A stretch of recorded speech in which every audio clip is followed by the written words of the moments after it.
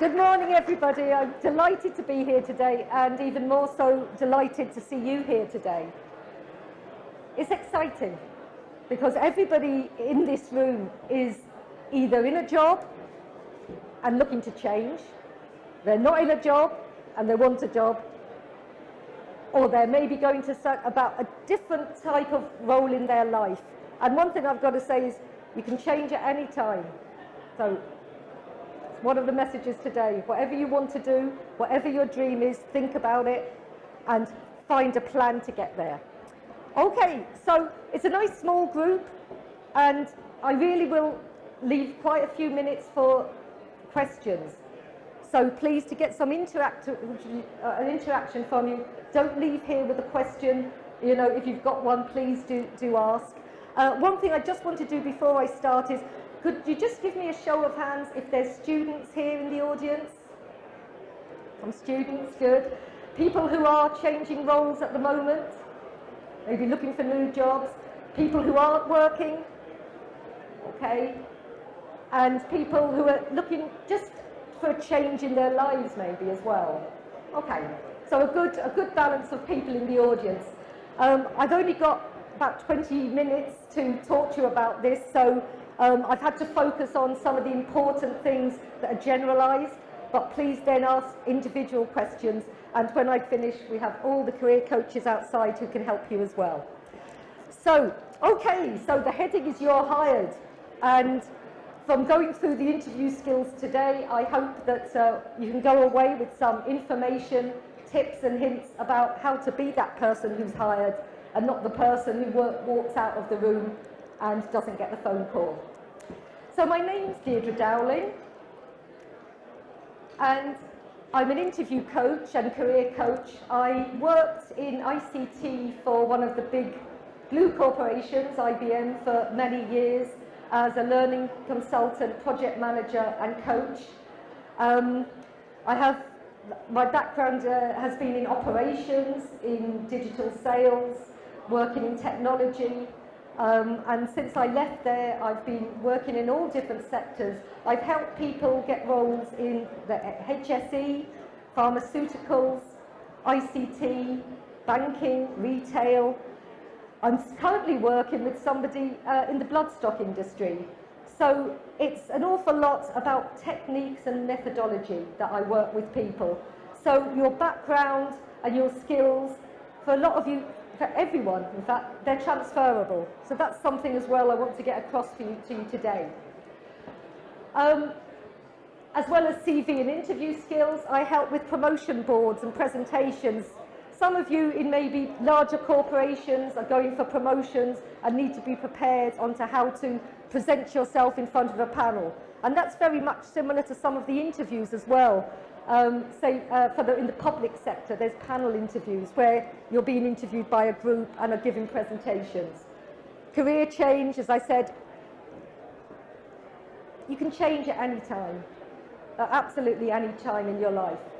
And I'm going to give you a very quick example of somebody I worked with, a man who'd been at home looking after his children for over 20 years.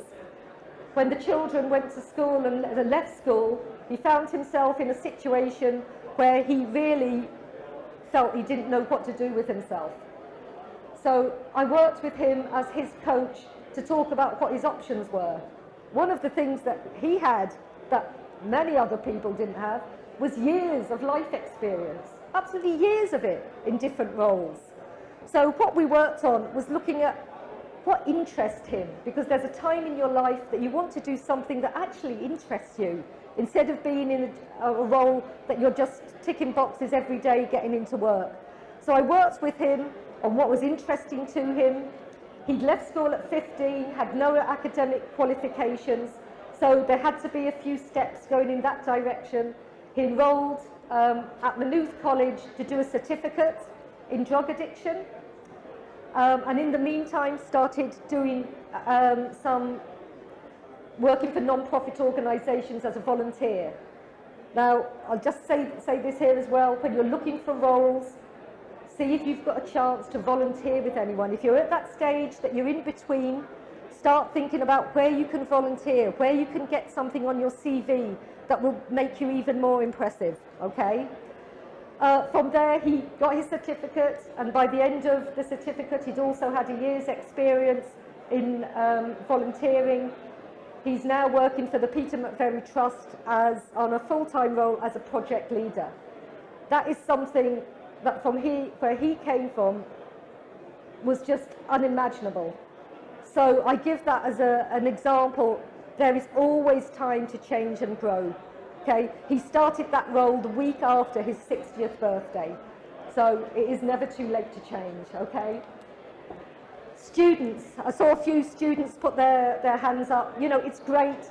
We have so many of our young people going to college, and they're coming out with fantastic level 5, 6, 7, 8 qualifications.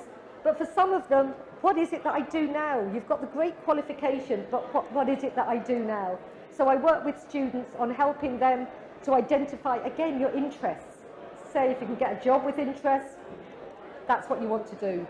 And also I do some personality profiling so that I can learn a bit about you more quickly to understand what it is, the type of personality you have and what might suit you. I have a 90% success rate in getting people into work. Okay, so that's all about me, and now it's going to be all about you. So what we're going to do today is have a look at the fact that you've actually got that interview.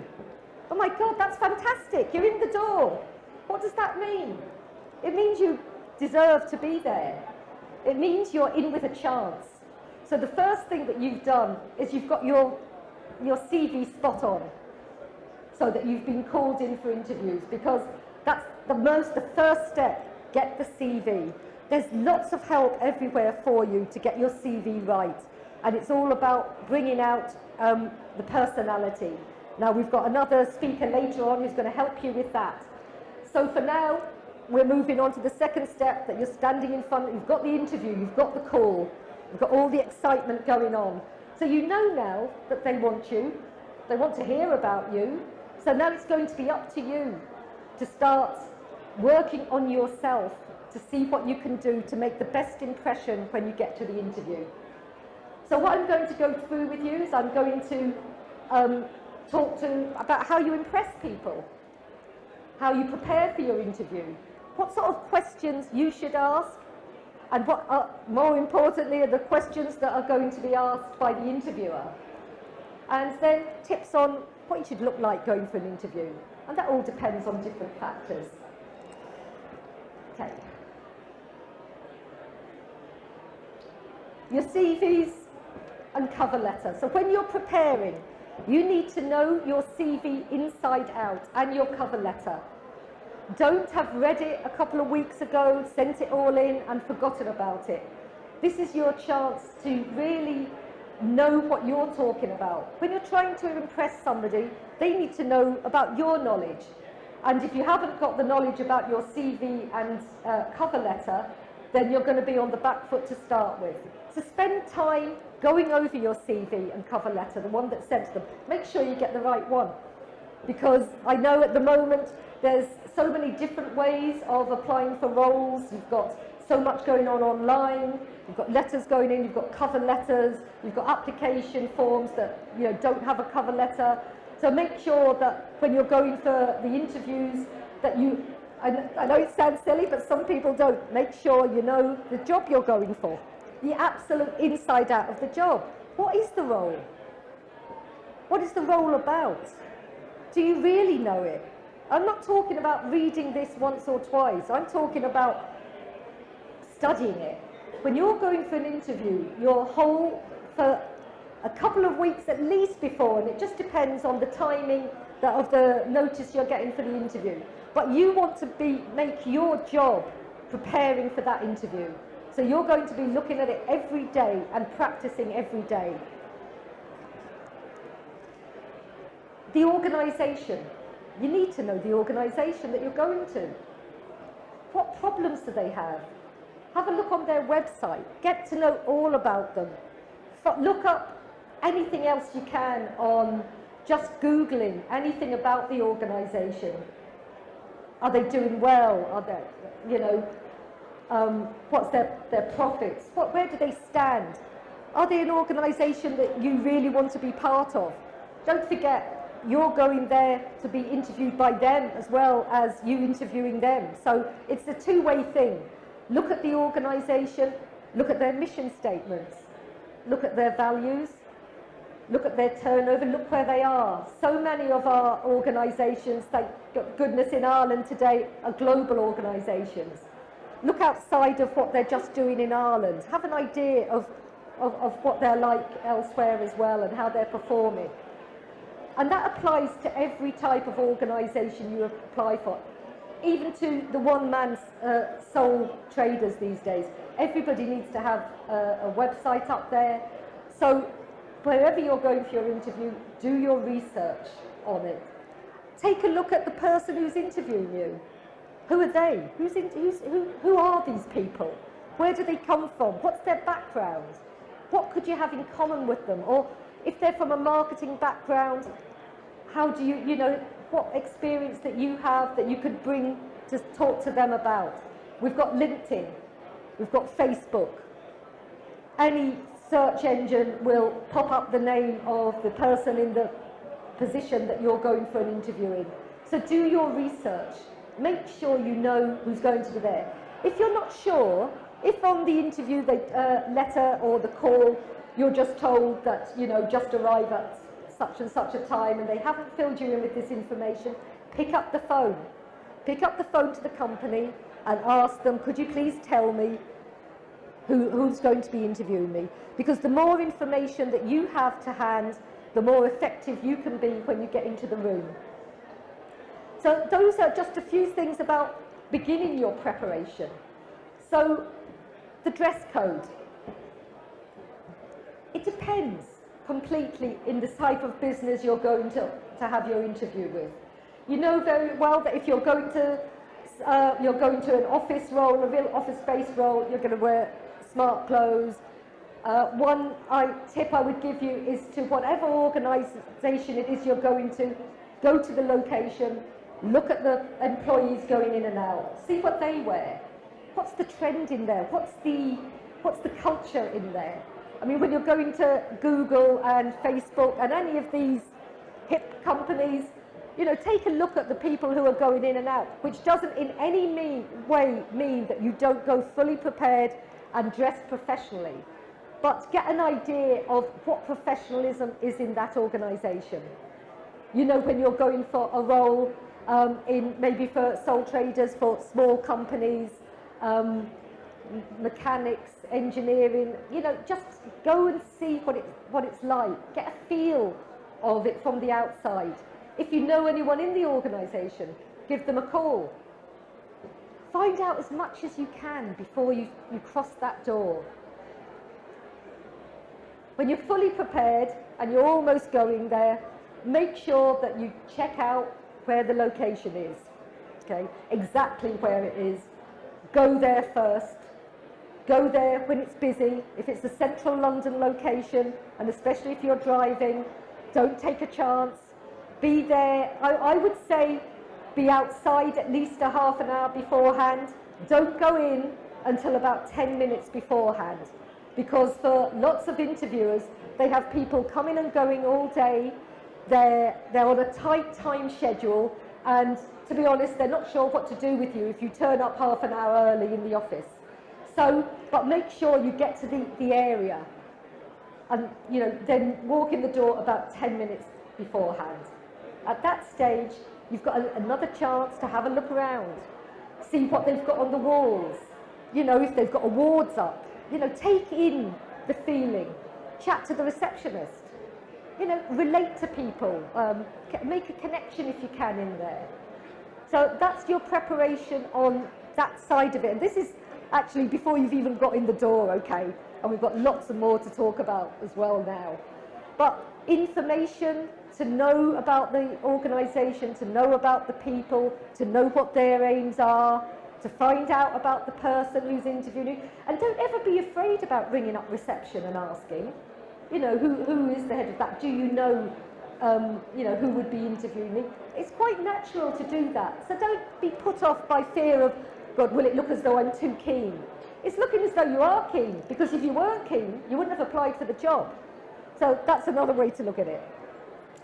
So we've got you there, we know who's going to be interviewing you, but what else have you got to prepare? The first thing you've got to do when you've got that phone call to say you've got the interview is forget about you, okay? From that moment on, it's no longer about you, it's about the employer. You start putting yourself in their shoes. So when you're not going to be there to just let them hear about how fantastic you are, and you have to do that because that's part of the interview, but what they're going to want to know is how you can help them. So they're sitting on the other side of the table, and it's all about them as far as they're concerned. It's not about you. You're somebody who is coming into them that they are possibly going to make a huge investment on. So they want to know what you can do for them. Okay, so, and I'll ask you if there's any questions about afterwards about what I mean by that. But it's just, you're now putting when you're preparing for an interview, you put yourself in the shoes of the interviewer. Think about what you think. Think about the way you're looking. And, you know, if you walk in the door, you know, we know that when you walk in the door, you introduce yourself, you're shaking hands with them, you're looking smart, you're making a really good first impression. Think to yourself, what makes a good impression on me when I go and talk to people? Put yourself in the shoes of the other person when you go for the interview. So it's not all about you, it's about what you can do for that organisation. Keep that to the forefront. So what are they looking for? They know an awful lot about you already because they know your CV and they know because you've been called for interview. One thing I've got to say as well is that the person who has put your CV through and that you've got the interview isn't necessarily the same person who's standing in front of you interviewing you. So occasionally, and it does happen, you're walking in and they haven't even seen your CV. They might have it in front of you. Another reason you need to know your CV inside out, because people are so busy these days that, you know, it's really, sometimes the preparation from their side of it can be very short. So you need to make sure that, you know, you're giving them the information that they need. They want to know about your experience. That's hopefully on your CV, as much experience as you can get. The skills that you have. So what skills are going to be of benefit to them? Are you adaptable to change? These are going to be some of the questions they're going to be asking you about change. Are you adaptable? Are you results driven? No matter what organisation, and that's big and small organisations these days, they want to know, are you going to come in and make an impact in the organisation? And for doing that, they're going to be asking you about what you've done in the past. Okay. Are you innovative and creative? Start thinking about things that you've done that have been creative. And listen, it doesn't matter that you maybe only have 6 months or 1 year or even less than that experience in the role that you're in. The fact that you've got in the door for the interview means there's something about you that they like. There's something about you that they see as being different from anybody else who's sent in an interview, okay? So start thinking very positively about yourself as to why you've been invited to this interview. What are you going to contribute? Customer focus. Again, no matter where you are, doesn't matter what job you're in, you have to have a focus on the clients and the customer. That's where people are going to make money.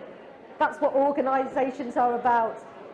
You know, they've got to make money. They're looking for people who can join them to help them. And that goes all the way from the receptionist to the administrator to the salespeople, marketing, all the way up. How are you going to contribute to keep their clients? Because it could be very easy for you, no matter what role you're in, to lose clients for them. Somebody walks into the reception and the receptionist is rude. What do they think of this organisation? This isn't a good first impression. So no matter what role you're in, when you're in the organisation that you're applying for, it's very important that you're showing what it is that you can contribute to customers and to growing customers, say, in every role. Are you ambitious? I've got a big nod there. And that's the way to be, you know, ambitious in small ways. You know, you want to make your mark. You want to help them to grow. You want to help yourself to grow. So when you're going there, you know, you'll be getting questions about how ambitious are you? What have you done in the past? And if there's been a gap in your work experience, don't feel that that gap, maybe you've been staying at home, unemployed, whatever, for a period of time. Don't feel that that gap hasn't gained you experience in different ways, because it has. No matter what you've been doing. Somebody at home, you've had to deal with budgets, you're dealing with time management, just, you know, the ordinary everyday things. Don't underestimate exactly what that has contributed to you, your experience, your life experience, and your skills. And that's very important as well, that you don't forget what that means. Are you a team player? Lots of us work in teams together. That's everything. You know, if you're a nurse, you're going out, you're working in a team in the ward. Anyone that you relate to or work with in an organisation or have contact with is part of the team, is part of the work team. So, you know, you want to think about, you know, teams that you've been in. They could have been teams when you were younger. You know, for younger people here, students, who might be thinking about that. So what sort of teamwork have I done? I haven't actually been out to work yet. So have you been in sports clubs? Have you been part of a group, an art group, a youth club, that you've had to work with people? Have you done plays at school? Have you, you know, created something with a group of people? That's all about teamwork. So again, don't think just about not, you know, having worked in a team before in a work environment. This covers so many different areas. So be open-minded when you're thinking about what sort of areas you've worked and played in that might help you. Are you a leader? For some people, I don't know, they think, well, what does a leader mean? That's someone who's way up here. It really isn't. A leader is about personality. A leader is about helping and supporting and empowering. And that's something that in our everyday lives we're doing with our families, with our friends, with people we come across. And it's about attitude. So don't think just because, you know, you're not at that level at the moment, you may never want to be there, that's a different story, but that you don't have these qualities, these leadership qualities, about how you're managing your life, how you're developing yourself, how you're helping other people. You know, with your families, younger people in the family, children, if you're involved with sports or something, develop them and coaching. This is all leadership. So don't be put off by these words that you think, you know, I'm not sure this applies to me, because we all have this in us. Another aspect that they're looking at is, will you fit in? So again, by your approach, by your personality, by you having researched the organisation, talking to any other employees that you might know, finding out from them, well, you know, what is it about this organisation? What are the values and the mission in it? That you can try thinking about, you know, how can I let them know that I fit into this? Because the trouble about interviews is, if you don't tell them, they won't know.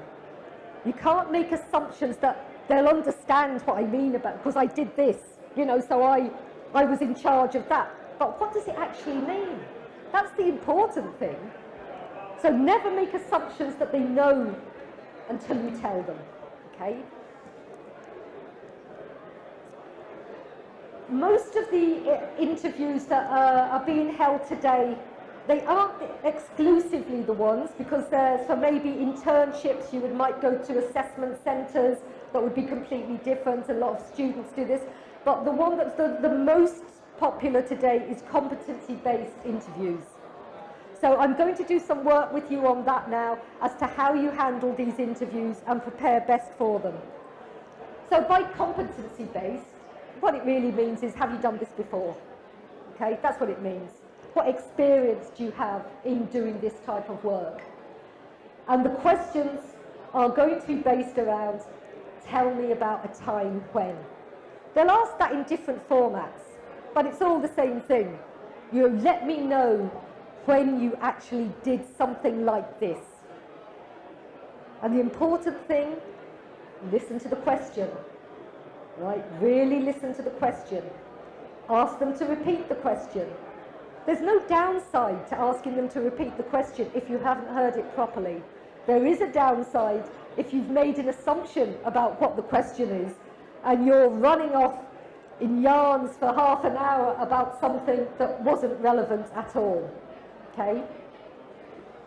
If you're unsure about something when you're coming to answer it, take a glass of water. Now, if they ask you if you wanted a drink, okay, ask for water. Don't ask for tea or coffee or anything else. You could be so nervous it might go down the front of your clothes, you're absolutely ruined, you're in bits, and you're out of the interview. Okay? Ask for water to cool you down. Take deep breaths if you need a breather.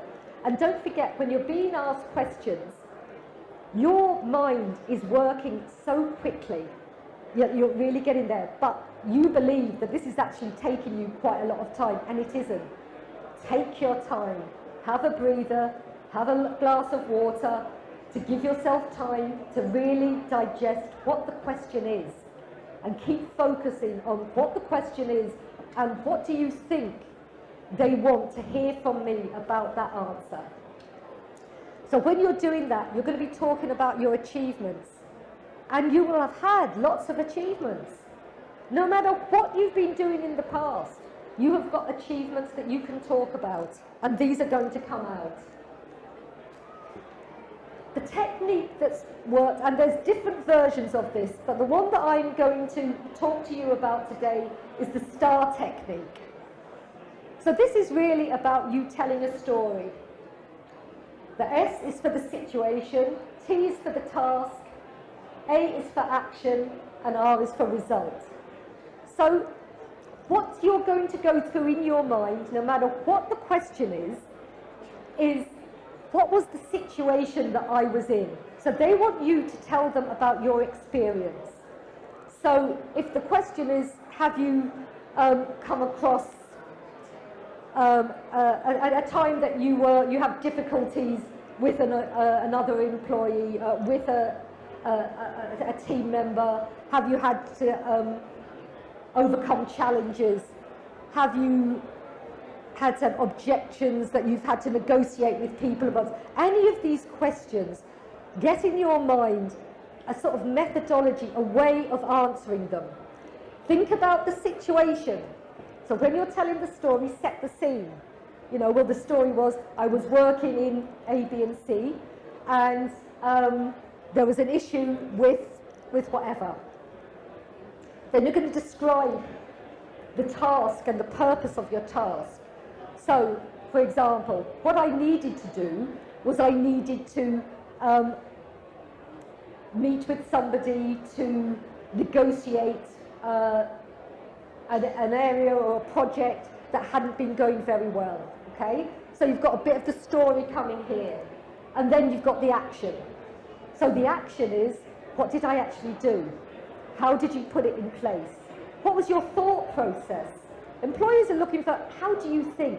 Don't forget, they've maybe got, I don't know, half an hour, 45 minutes to know as much about you as they can. So you've got to give that to them by using these competencies. So explain what you did, how you did it, how you went about it. Look at it as a project. So the first thing I had to do was organise a meeting. The second thing I had to do was look at the minutes, look at the issues, and you know, understand exactly what the person may have had an issue with. You know, so you're taking little steps. So they're getting an idea. Yeah, this person processes this in this way. the result, share the success.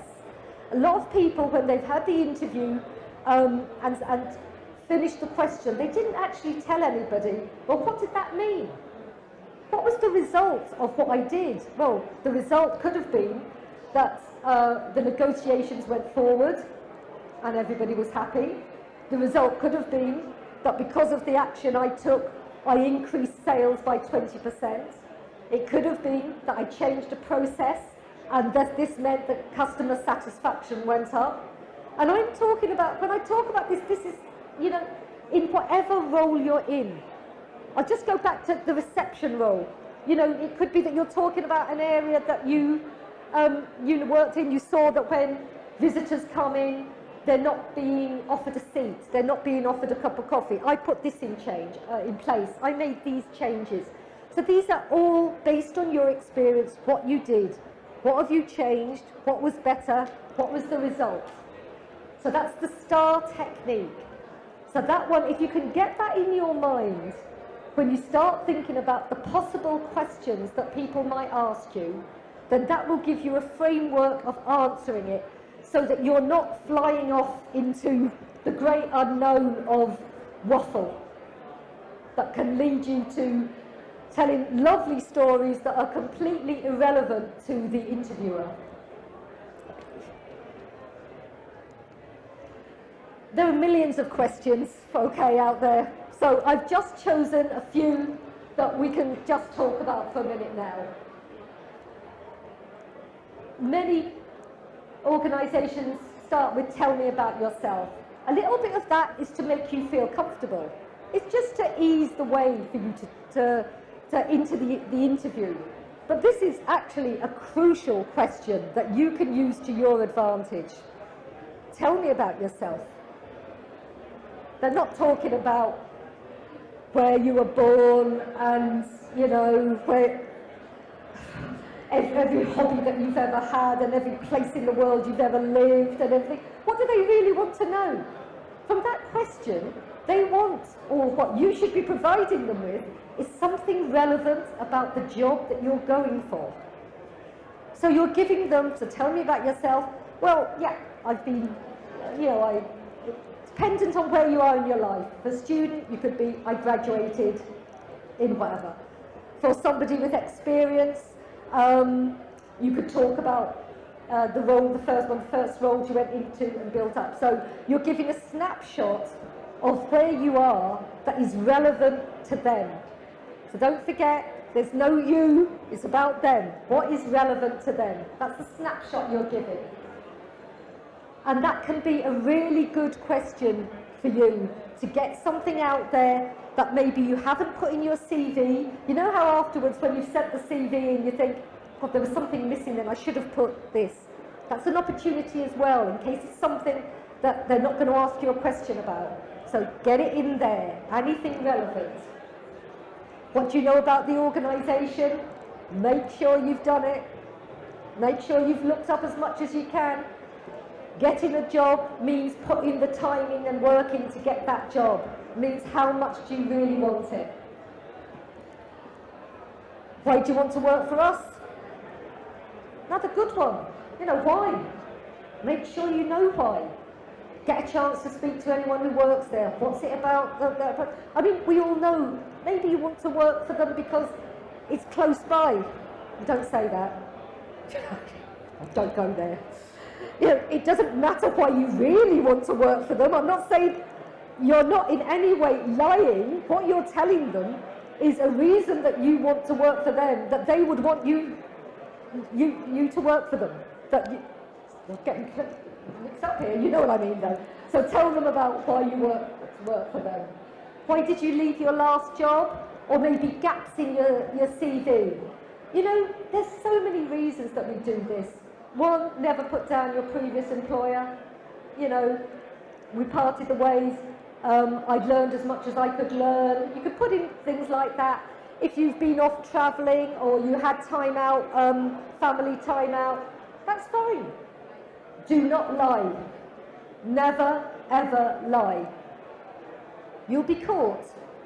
And if you're not caught at the interview, you'll be caught during the probation period when you're put out the door because you didn't do what you said you can do. You don't have to lie. You've got the interview. You don't have to lie at all. Just tell the truth, but make it relevant. What can you do that someone else can do? Again, think about what you can do. And what would your colleagues say about you? It's another one to think about. Why should we hire you? What's different about you? Questions for them. Right, the number one. What is the biggest problem that you have right now that I can solve? And that doesn't matter, again, it doesn't matter where you are. If you're in a dentist, and you're in a mechanic, or you're in a shop, it doesn't matter. Ask them that question, how can you help? What does a day in the role look like? Is this a new role? Like, am I replacing someone, or is it completely new? Will I learn more? If you follow these steps, all I can say is, I want you all to shout it out. You're hired! You're hired! Come on, get out here, get talking to these exhibitors, put yourself forward in the best way you can, and get that job. You're hired. Deirdre Dowling, career coach. Thank you very much.